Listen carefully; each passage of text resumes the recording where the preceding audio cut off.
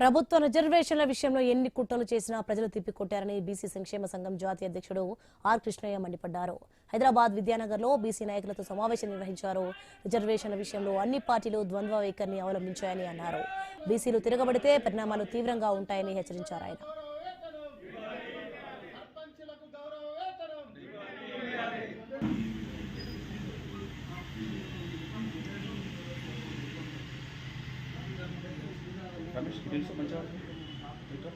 కోర్టుల కేసు ఉంది, కేసు తప్పనిసరి గెలుస్తుంది. ప్రభుత్వం వెంటనే కేసు తీర్పు వచ్చే వరకు ఎన్నికలకు పోవద్దు. కేసు కోర్టులో వాదించడానికి ప్రముఖులైనటువంటి దేశంలో ప్రముఖులైన అడ్వకేట్లను పిలిపించాలని ముఖ్యమంత్రి రేవంత్ రెడ్డికి నేను విజ్ఞప్తి చేస్తున్నా. ఏదో నామక వస్తే తూతు మంత్రంగా చేస్తే మొన్నటి బంధువు పీస్ఫుల్ గా అయింది. ఈసారి బంధువు మాత్రం అంత పీస్ఫుల్ గా జరగదు.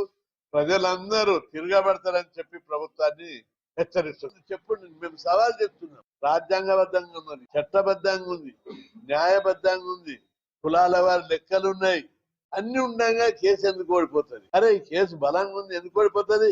మన బుద్ధి ఉందావిలకు అని ఒక కామన్ మ్యాన్, ఓ ఇల్లిటరేట్ కూడా కేసు ఎందుకు ఓడిపోతుంది అని ఊళ్ళల్లో రచ్చబండల మీద చెట్ల కింద చుట్టలు దాయేటోళ్ళు బీడీలు దాయేటోళ్ళు కూడా చర్చించుకుంటున్నారు.